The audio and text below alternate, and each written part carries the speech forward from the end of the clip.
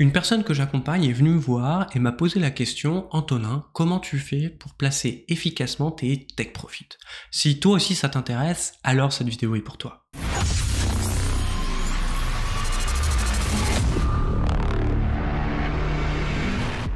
Dans cette vidéo, on va voir 3 astuces et un tips pour justement placer ses take profit rapidement du premier coup d'œil et maximiser finalement nos gains, nos plans de trading. Mais avant de commencer ça, je voudrais juste préciser qu'un take profit, une zone de prise de bénéfice, qu'on fasse du trading, qu'on fasse de l'investissement, qu'on fasse du holding, c'est super important et on doit absolument le décider au moment de faire son plan. Je vous rappelle qu'un plan, c'est en 3 questions finalement. 1. Votre comment, votre pourquoi. Pourquoi vous achetez telle action? Pourquoi vous achetez tel actif? En fait, à quel prix vous êtes prêt à payer cette action, cette crypto-monnaie, cet actif, quel qu'il soit, d'accord? À quel prix vous êtes et pourquoi vous voulez l'acheter, le vendre, enfin, pourquoi vous voulez le faire, ok? Ensuite, parce qu'on parle toujours en risque en trading, on va parler de notre zone d'invalidation. À partir de quel moment je décide que j'ai tort? C'est le marché qui a raison, moi j'ai tort, ok? Et bien sûr, on décide d'une zone de prise de bénéfice. On utilise le mot take profit quand c'est un ordre automatique exécuté par son broker. C'est très important de savoir bien le placer et justement on va tout de suite enchaîner avec les astuces. La première astuce, ça va être un indicateur très facile à mettre en place qui va vous déterminer justement quelle prochaine zone de support et de résistance peut être maximisée pour votre plan et on va voir justement comment le garder le plus longtemps possible pour maximiser ses gains. Nous voici sur TradingView et là on va aller chercher un indicateur. On clique sur indicateur, on va taper fractal et on va prendre le basique fractal, d'accord, de RHLT avec 2456. Alors pourquoi lui? Tout simplement parce qu'il est extrêmement basique et c'est exactement ce que je veux pour cette vidéo. Vous voyez que finalement la seule chose que nous a mis cet indicateur, c'est des petits triangles rouges en haut, verts en bas, et si vous calculez, ils sont globalement entre 2 et 5 bougies, et ils nous délimitent des derniers plus hauts et des derniers plus bas, d'accord? C'est-à-dire qu'ici, le dernier plus bas identifié par cet indicateur est ici. C'est tout ce qu'on doit retenir, mais ne vous inquiétez pas, vous allez voir. Ici, on n'est pas là pour parler d'analyse technique. Et par exemple, ici, je veux vendre cet actif. Comment je fais pour placer efficacement mon take profit? Ben, la seule chose, c'est que dans l'unité de temps de mon plan, je reste dans la même unité de temps, je vais un petit peu sniper le plus finalement de triangles que je suis capable de mettre sur une ligne. Je vois qu'ici, c'est quand même pas mal, ça a été utilisé ici beaucoup de fois, ok? Ici, ok, d'accord, et je vois qu'il y en a d'autres un petit peu plus bas, par exemple, à peu près vers là, comme de par hasard. Ok, on pourrait même le remonter un petit peu. Voilà, le but du jeu, c'est pas forcément la précision ultime. En trading, je dis pas que ça sert à rien, c'est même très bien d'être précis, mais globalement, ça va suffire avec cet indicateur-là. Il va vous délimiter le nombre de plus bas, et il y a fort à parier que ça soit une zone de support et de résistance identifiée par les autres opérateurs de marché, et donc ça correspond à des take profit évidents, d'accord? Ça veut dire que globalement, si je veux prendre une position, peu importe le stop loss, je suis pas là pour faire de l'analyse, je prendrai à peu près, pourquoi pas un bout de bénéfice ici, pourquoi pas un bout de bénéfice ici.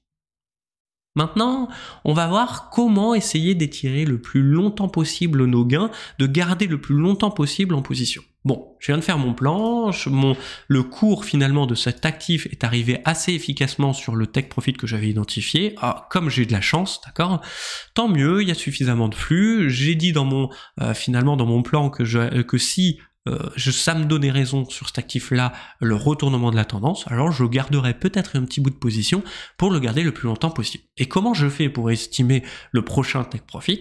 La seule chose que je vais faire, c'est monter d'une unité de temps. Donc ici, je suis en 4 heures, je vais prendre journalier par exemple. Si bien que si j'étais en horaire, j'aurais pris du 4 heures, si j'étais en journalier, j'aurais pris de l'hebdomadaire. Voilà.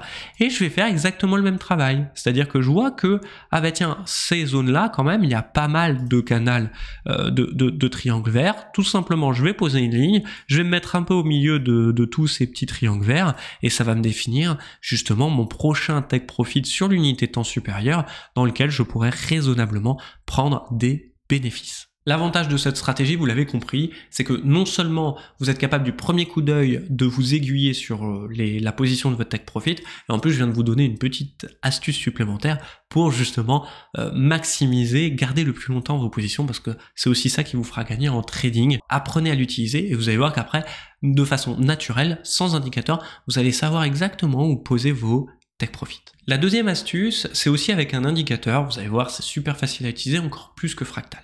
Je suis ici de retour sur mon graphique et cette fois-ci, je vais utiliser un autre indicateur qui sont les bandes de Bollinger. Pour les trouver, je vais taper BB, d'accord, et je vais prendre le premier, Bollinger Bands. Alors, on fait juste un petit tour sur les paramètres. Globalement, vous allez dans paramètres d'entrée et vous vérifiez bien qu'on est sur longueur 20 et sur déviation 2. D'accord? Dans les styles, ce que je vais faire, c'est que je vais enlever, pour éviter qu'on se perde avec cette ligne, la ligne du milieu, la ligne orange là, qui n'est ni plus ni moins qu'une moyenne mobile 50 périodes.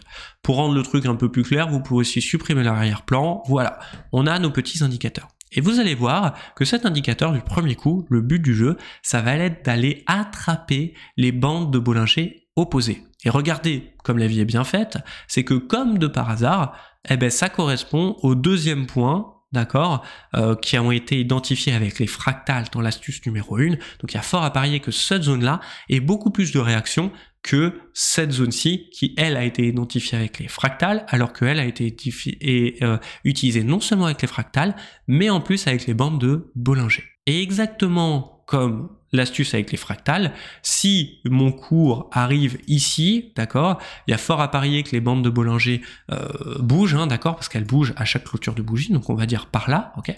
Il y a fort à parier que le cours réagisse dans l'immédiat. Mais on peut se dire, ok, mais après tout, moi j'avais dit que si la force de l'actif était suffisante, eh ben je peux passer dans une unité de temps supplémentaire plus haute. Je vais faire exactement la même chose et vous allez voir, hop. Comme de par hasard, il y a nos bandes de Bollinger qui nous affichent aussi une zone, d'accord, et on va aller chercher la zone plus loin. Alors, on est un peu moins gourmand hein, sur les bandes de Bollinger quand on change d'unité de temps qu'avec l'utilisation des fractales qui nous avait ramené beaucoup plus bas, mais vous allez voir que ça fonctionne très bien aussi, c'est très visuel, c'est du premier coup d'œil, c'est très pratique. Si je devais comparer un petit peu les deux méthodes, les deux indicateurs, je trouve que les bandes de Bollinger en fait sont plus précises. Je m'explique. Du premier coup d'œil, vous avez une zone, mais en fait, c'est que ces bandes de Bollinger vont bouger selon la volatilité. Si vous avez beaucoup de volatilité, elles vont avoir tendance à s'écarter, donc vous allez pouvoir chercher des bénéfices un petit peu plus loin, profiter de la volatilité instantanée pour aller chercher un petit peu plus de bénéfices, d'accord? Et à contrario, si le marché commence à se calmer, les bandes de Bollinger vont se refermer et vont vous donner des nouveaux, finalement, take profit dans le temps. C'est, je trouve, très pratique et ça permet de pas se faire avoir justement par la volatilité du marché, surtout quand on est en trading, d'accord, trading journalier, intraday, et que on a ces manques de volatilité selon les journées, selon les annonces macroéconomiques. Donc, je trouve ça très utile. Vous avez vu que les deux premières astuces, elles sont plus quand on travaille à contre-tendance. En vrai de vrai, moi je les utilise dans la tendance, d'accord, mais il faut effectivement être patient. C'est-à-dire que je vais pas chasser les cassures, les accélérations, d'accord. Je vais attendre que le marché se stabilise. Quand le marché se stabilise, mes bandes de Bollinger me donnent où acheter dans le sens de la tendance finalement de fond d'un actif. Donc je travaille quand même en tendance avec ces actifs, c'est juste que je suis plus patient avec ces actifs et que ça me réussit bien. Maintenant, je vais vous donner une astuce qui marche dans tous les cas aussi et qui marche plus avec le chartisme graphiquement, avec les zones de support et de résistance. Nous revoici sur notre graphique, c'est exactement le même. Je vous rappelle qu'on n'est pas là pour faire tout simplement un cours d'analyse, mais globalement, ça va travailler avec le chartisme. Je vais par exemple prendre ici un petit canal que j'ai, d'accord, boum, je montre que j'ai un canal, ok, voilà, j'ai mon canal. Je vous rappelle, on n'est pas là pour faire de l'analyse technique. Et en fait, je vais prendre la hauteur de cette figure. Ok, donc là, c'est un canal. Ça peut être un triangle, ça peut être absolument n'importe quoi. Je vais la remettre sur ma cassure. Et la petite astuce que je vous donne, en plus, c'est que moi, je prends jamais la course pleine. Je prends, on va dire, 80% de cette course. Je diminue juste mon take profit et je trouve que c'est beaucoup plus efficace, ok? Alors là, cette stratégie, elle fonctionne que dans l'unité de temps de notre plan, d'accord? Mais n'empêche que ça marche bien. Alors, je vais enlever les graphiques et ça marche aussi très bien, c'est ce qu'on appelle la méthode du balancier, ça marche très bien avec les supports et les résistances. Vous avez déjà plus d'aisance à identifier des supports et des résistances, ok? Et ce que vous voulez, cette fois-ci, c'est acheter une cassure, ok? Peu importe que ce soit dans le sens de la tendance ou à contre-tendance, ça marche dans tous les cas, d'accord? Ce que je vais faire, c'est que je vais définir des structures de support et de résistance, je vous le fais devant vous, d'accord? Tout simplement. Et donc, si bien que si le cours se réintègre cette zone-là, vient casser cette résistance-là, et bien pareil, en fait, j'ai une hauteur H, que je vais appeler, que je vais pouvoir reporter sur ma cassure. Et toujours, n'oubliez pas de diminuer un petit peu et ça vous donne votre take profit final. Cette astuce fonctionne très bien si justement vous êtes un chasseur de cassures de structure, que ce soit chartise, support, résistance, et que vous aimez bien tout simplement chasser les cassures parce qu'elles sont généralement, elles peuvent être violentes et on aime bien cette violence parce que ça arrive vite à nos take profit. Ça marche super bien. Maintenant, on va voir une petite astuce en comblant l'astuce numéro 1 et l'astuce numéro 3. Je suis de nouveau sur mon graphique, j'ai laissé mes supports et résistances d'accord pour jouer justement l'accélération. Et là, ce que je vais faire, c'est que je vais cliquer sur Fractal. À partir de Fractal, vous avez vu que globalement, on peut placer très efficacement ces supports et ces résistances, plutôt les confirmer, les infirmer, d'accord? Et du coup, c'est exactement ce que je viens de faire avec cette méthode, c'est que je viens de tout simplement confirmer et infirmer mes supports et mes résistances, je peux les affiner par rapport au nombre de petits triangles qui passent sur ma courbe, plus ceux-ci passent sur la courbe, plus les supports et les résistances seront forts. Et ça permet non seulement d'allier le système de balancier et le système de fractal. Très efficace. Bon voilà, on vient de trouver très facilement comment du premier coup d'œil sur un graphique, vous pouvez en sortir des take profit, des objectifs, des prises de bénéfices qui sont acceptables, réalisables pour vos investissements ou votre trading. D'accord, très bien.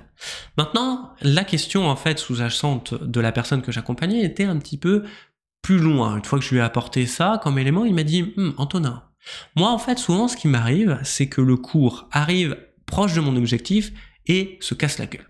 Qu'est-ce que je fais dans ce genre de situation? Alors voyons graphiquement comment ça se passe. Par exemple, je reprends mon exemple tout à l'heure, je veux prendre une vente, un stop, peu importe, d'accord, et le take profit, je veux le mettre ici. Mais malheureusement pour moi, bon, ça part bien dans mon sens, je suis content, j'ai des zones de réaction, voilà, et là, ça s'approche de mon take profit, et là, je me dis, mais qu'est-ce que je fais? Antonin, qu'est-ce que je fais? Est-ce que je prends mes bénéfices? Est-ce que je prends pas mes bénéfices? Eh bien en fait, moi je vous invite à refaire votre étude à ce moment-là. C'est-à-dire que vous avez vos zones vos supports et vos résistances et vous refaites vos plans. En fait, n'oubliez jamais ces 3 questions. Pourquoi j'achète? D'accord? Quel est mon plan? Pourquoi cet actif-là plutôt qu'un autre? Pourquoi j'achète ou je vends? Ici je vends. Et surtout, ok, prise de bénéfices. Maintenant, refaites votre plan. Dans la même chose, je refais tout simplement mon plan, je vais laisser ça là, et je vais dire, ok, je suis ici, quel est mon plan déjà? Ah oui, mon plan, c'est de vendre. Ok, mais mon plan, c'est de vendre où? Eh bien, tout simplement, de vendre jusque là. Ok, donc là, je suis passé d'un ratio de 2.4 à un ratio de 0.27. Globalement, ici, on a un ratio de 2 pour 4, ça veut dire que si je risque 1 sur les marchés, je vais gagner 2.4, donc je vais gagner plus de 2 fois plus, alors que là, sur le même stop loss, je vais risquer, finalement, je vais gagner que 0,27. Ça veut dire quoi? Ça veut dire que je vais risquer 1 sur le marché pour espérer gagner 0,25 globalement. Donc, un quart de ce que je risque sur les marchés. Donc oui, effectivement, quand je fais mon analyse, j'ai plus d'intérêt d'être sur le marché. Donc oui, bien sûr, je coupe ma position, ok, ou déjà je la protège, on peut la protéger, d'accord, la mettre à break-even. Je vais préférer couper parce que de toute façon, là, je risque plus sur les marchés que j'ai d'espoir de gain. Donc pour ces quelques pips finalement, à quelques points à aller grignoter, je vais préférer couper et ça sera d'autant plus efficace. Voilà, j'espère que cette vidéo vous a été utile, qu'elle a répondu à vos questions et à vos problématiques de take profit dans votre trading et dans vos investissements. Si cette vidéo vous a plu, n'hésitez pas à liker, n'hésitez pas à commenter, n'hésitez pas à partager. Ça sera pour notre plus grand bonheur, pour nous remercier. Et en tout cas, quoi qu'il arrive, n'oubliez pas, prenez soin de vous et de votre capital. Allez, ciao!